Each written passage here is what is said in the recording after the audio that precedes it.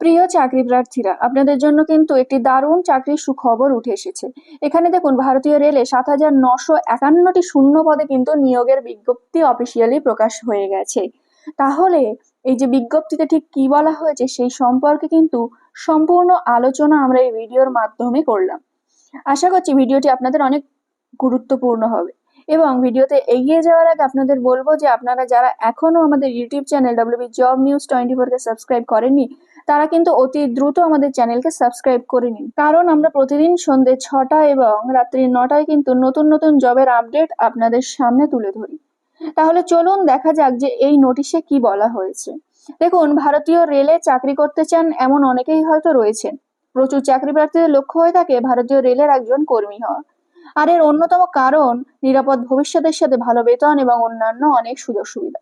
তাহলে আপনারা যারা যারা রেলে কাজ করতে চান, আপনারা কিন্তু যে প্রাথমিক যে চাকরি পাওয়ার যে তাগিদ সেটা কিন্তু থাকে এখানে রেলের একজন কর্মী হওয়া, এবং অন্যতম কারণ হলো নিরাপদ ভবিষ্যতের জন্য ভালো বেতন ও অন্যান্য সুযোগ সুবিধা কিন্তু থাকা। এই জন্য চাকরির আকালের বাজারে নিরাপদ ভবিষ্যতের জন্য বহু চাকরি প্রার্থী কিন্তু প্রস্তুতি নিয়ে চলেছেন। আর আপনিও হয়তো সেই তালিকায় রয়েছেন। দেখুন, সম্প্রতি একটি বিজ্ঞপ্তি প্রকাশ করা হয়েছে রেলওয়ের তরফ থেকে, যেখানে জানা যাচ্ছে ভারতীয় রেল আবারও প্রচুর পদে কিন্তু কর্মী নিয়োগ করতে চলেছে। তাই আপনি যদি সরকারি চাকরির জন্য চেষ্টা করে থাকেন, তাহলে জেনে নিন কোন কোন পদে নিয়োগ করা হচ্ছে, কত শূন্য পদ, কিভাবে আবেদন জানাবেন, সম্পূর্ণ বিস্তারিত তথ্য।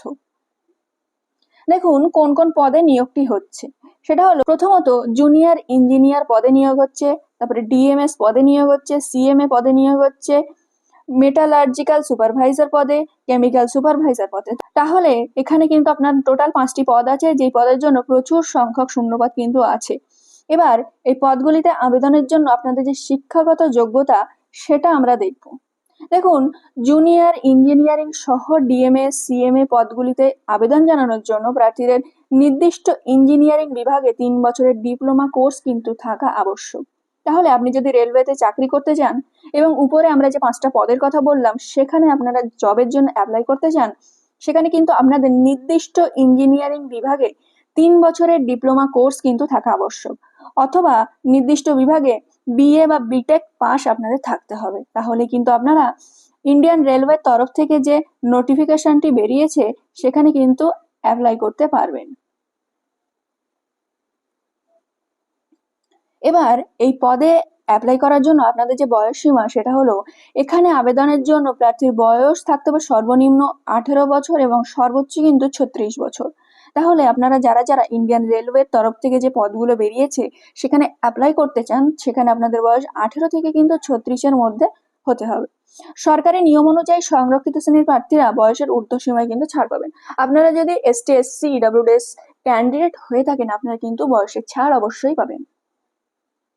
এবার সব থেকে গুরুত্বপূর্ণ হচ্ছে আবেদন প্রক্রিয়া। আপনারা কিভাবে এই পদের জন্য আবেদন জানাবেন।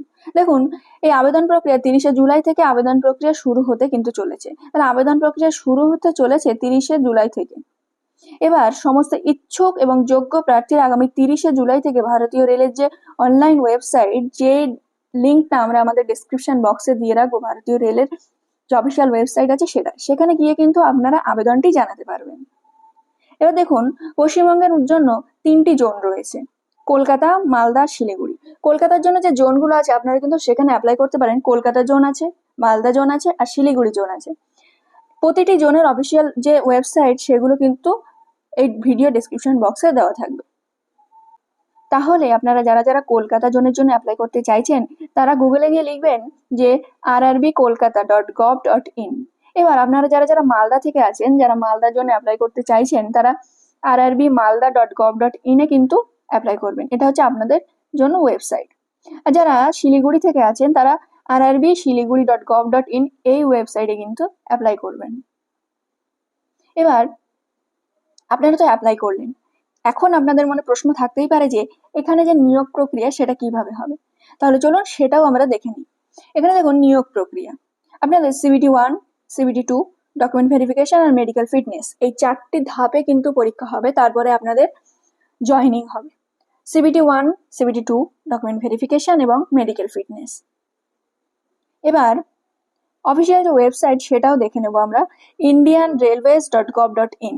এটা হচ্ছে ইন্ডিয়ান রেলওয়ের একটি অফিসিয়াল ওয়েবসাইট। এবং আপনাদের মনে প্রশ্ন থাকে যে আবেদনের যে সময়সীমা সেটা কত।